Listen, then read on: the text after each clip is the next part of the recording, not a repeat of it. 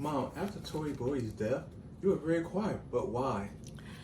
Kenny, when I heard about Tory Bowie's death, I was beside myself.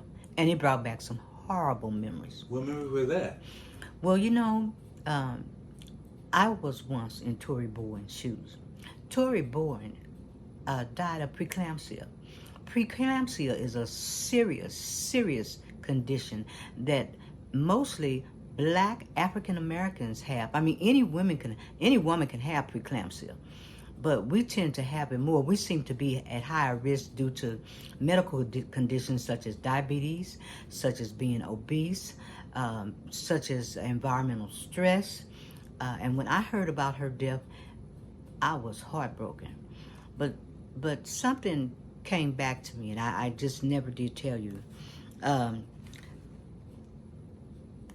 When I was saying about preeclampsia, I noticed that when I was pregnant with you, I was kind of worried about my weight, and I had my weight had really had picked up, and I kept telling the doctors, I can't maintain this weight. My back was hurting. Was that a rapid weight gain, or was it? Yeah, it was a real rapid weight gain, and I'm short, and plus I've had knee surgery before that, and I'm like, my body can't hold this weight, and my back was killing me.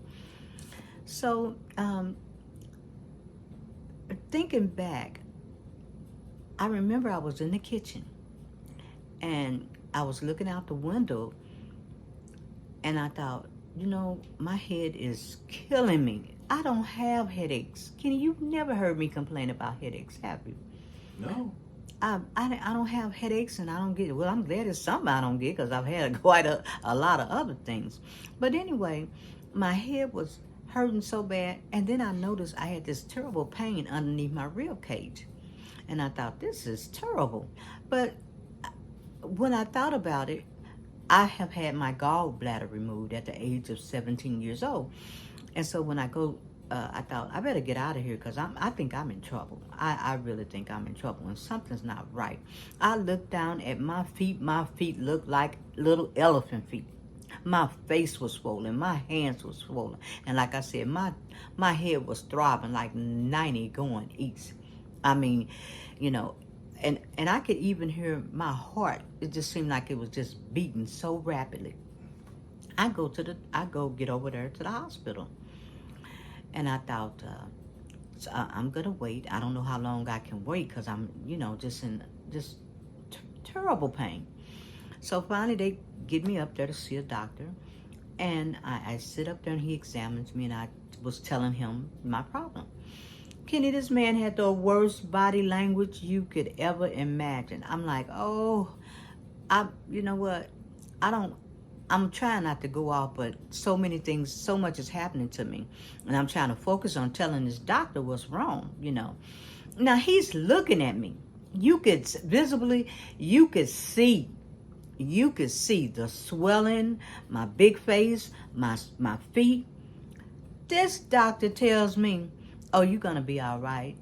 You don't have that much longer, and you can wait it out. I tell you what, you just go ahead and go back home and walk it off. Go back home and walk it out? Walk it off. He told me to go back home and walk it off. I was hot about it. And how he was in the medical profession to tell someone to go home and walk it out? Kenny, you'd be surprised how these doctors talk to people. But your feet were swollen. Kenny, it didn't matter. My butt was swollen. I was swollen. When I left the hospital, like I said, I was hot about it. And he told you to walk it out? Kenny. I thought a doctor's oath was to do everything to help save a person's life, but not to go home and tell someone to walk it out. A doctor's oath is only about procedures, and they're dedicated to their medication of patients and keeping them on a constant wheezel wheel.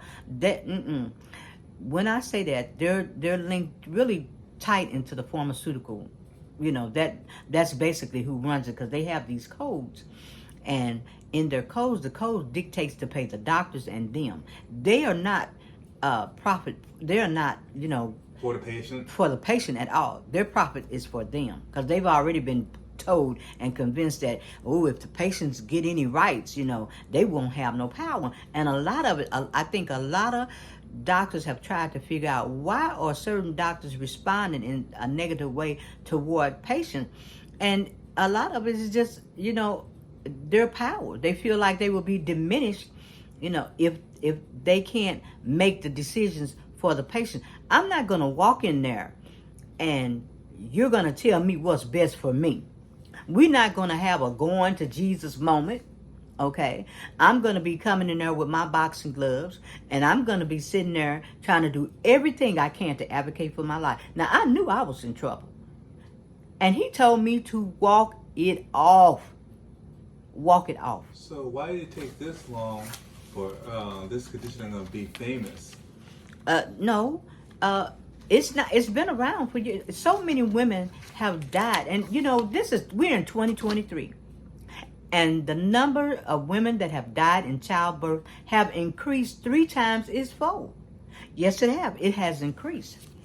And it's because of prenatal care, and like I said, diabetes, and that's kind of prevalent in the Black community, in other communities also, but mostly we're 3 times at higher risk for having preeclampsia. And I think when you have the headaches or the seizures with preeclampsia, that's really you going into eclampsia, which is affecting the brain, And like I said, I've lost a lot of friends, and I don't like to do back in the day, but I'm just saying, from preeclampsia, and it hasn't gotten better.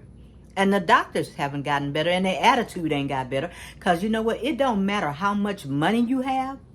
It don't matter about your education.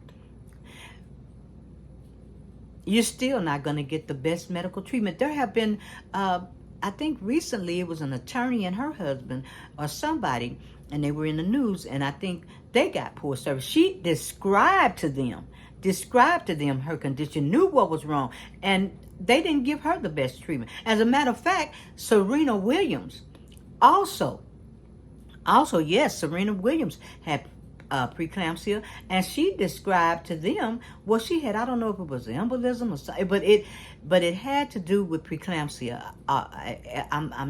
If I'm not sure, I'm gonna go back and check that. But it was Serena Williams. But it has been a lot of women that go in and tell doctors, "Look, this is what I have," and they're looking at you, and they'll send you away.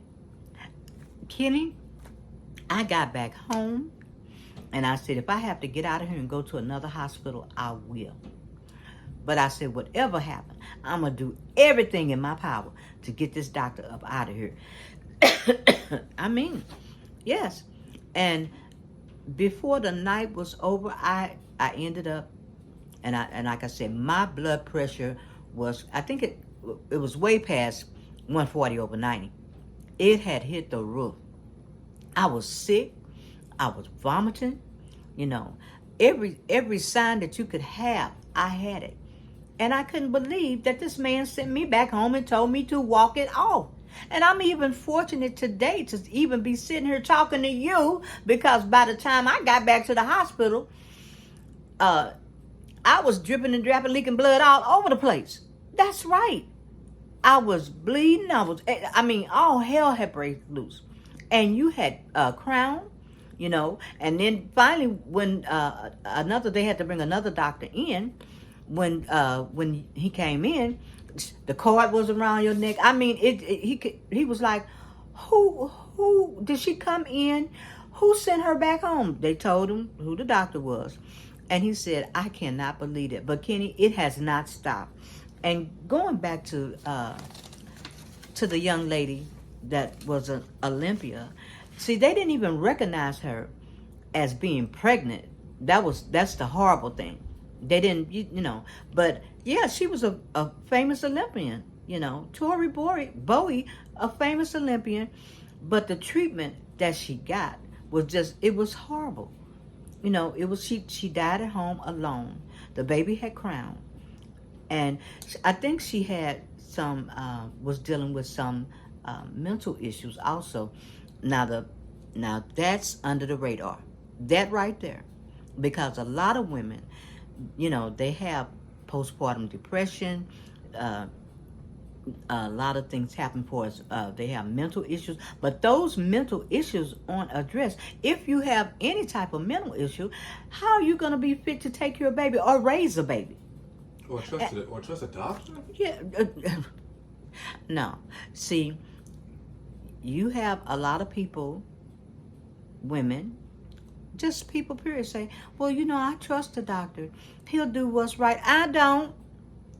Because he, like I said, he cannot tell me what's wrong. He cannot tell me for as treatment, what's best for me when I'm walking around in this body every day knowing that I'm hurt, and they will dismiss you. I have been dismissed a lot of times when I went to the hospital and said something was wrong. I've had friends that were transferred to other hospitals and died en route. En route. I was beside myself, Kenny, beside myself. And it's because of the doctor's unilateral decision that all these people have lost their lives. Well, you know what? After COVID, they got a rude awakening. They got a butt whooping. And they could not, they didn't have a system put in place for their procedures or their medication. And they're not nutritional at all. So they didn't have, they couldn't handle all the deaths. And then they ended up suffering what we suffer from when a lot of people have terminal illnesses, then we're demoralized because we feel helpless. Well, they had the opportunity to turn it around and they felt helpless, But what has happened now, even with Tori Bowie, more and more people are coming out talking about preeclampsia, the mortality rate that we're having, because we shouldn't be having this. 80% of those lives that die with preeclampsia it's unnecessary. It's an unnecessary death. And that's why, remember on that other video when I talked about We Do Harm? Yes. With Dr. Brawley, I had said that I wanted people to read that book. That man, he took it to a new level. Yes, he did. He took it to a new level. But that's, you know what, Kenny? I'm just so glad I'm glad you brought that up, because I went silent. It was a moment that just seemed like it was right back in my face. I was feeling that pain. I was I felt the trauma, and I understand. And just it's wonderful to be sitting here talking to you, because not only that, I like to not made it and you didn't either. But you know what? I want you to come over here and get on camera with me. Come on. I want them to see my young man that I had and survived preeclampsia, and it's a movement and for women. And you know what, Kenny? Like I said, I don't know what is wrong with these doctors. I don't know why they dismiss us and ignore us, and they need to stop. They really need to stop. Well, part of the reason in the medical field, on VI did a long time ago called narcissism, doctors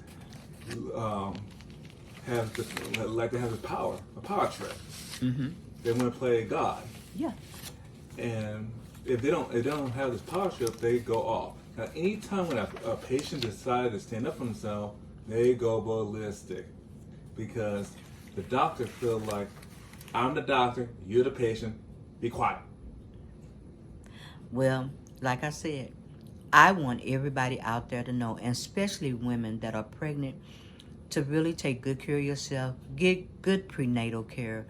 Don't let any doctor dismiss you.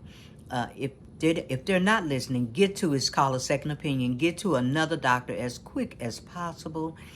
Don't put it off. No, don't put it off. Don't put it off.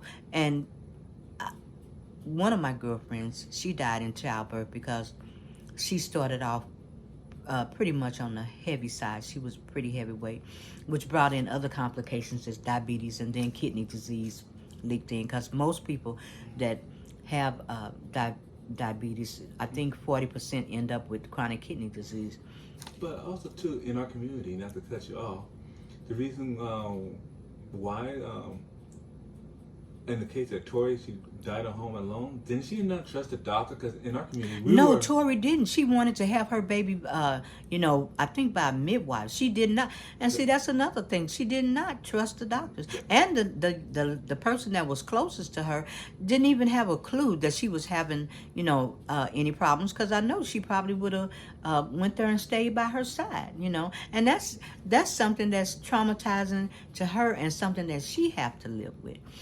But Kenny, like I said, I'm just so glad that both of us made it. Both of us made it, because preeclampsia is a serious medical condition, and the babies can be underweight, not make it, and the mother cannot make it also. So that's why I was really upset when I heard about Tory Bowie's death, because, like I said, recognizable, an Olympic player that won medals, but unrecognizable as a mother that was pregnant and had a mental condition. And so they're going to have to get on the ball with our health, and especially our mental health.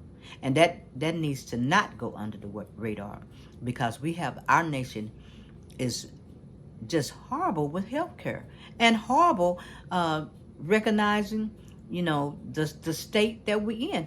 Even before I close this out, even before the last virus, the invisible virus, we had all those deaths, and nobody, unnecessary deaths.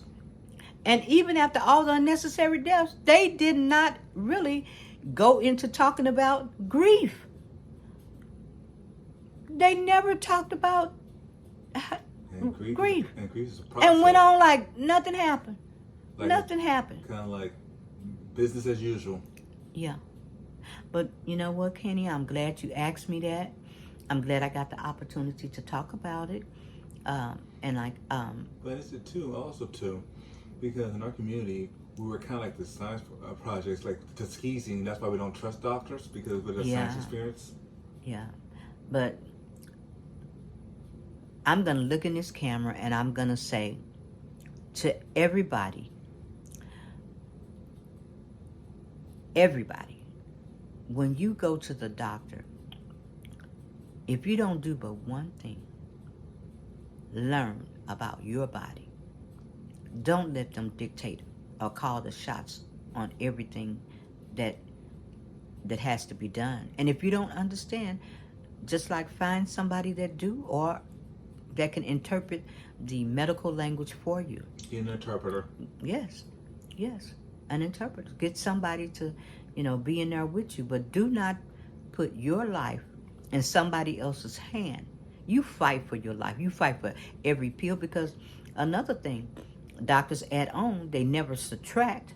They don't subtract the medication. They constantly add medication. And that lets you know right there. But one thing before I close this video out. Yes, it's a Hippocratic oath for doctors. And there are a lot of doctors, and I'm going to speak to this. There are a lot of doctors that are in this field that really want to do good and help patients. They really want to. But their hands are tied. Now, for patients, for the people, this is a two-way street. We need to be held accountable on our own bodies. And we have to be held accountable for, our treatments. We need to skill up and learn and fight for your life. Because if you don't, it's not going to end well. No. It's not going to end well. And so on that note, rest in peace, Tori Bowie. I'm dedicating this video to you. And all the women that suffered from preeclampsia, and to all the losses that we had that could have been saved from this serious medical condition. We should not be having the childbirth mortality that we're having today. So thank you for tuning in. If you like this video, come back for more. And read the book. And subscribe. Thank you.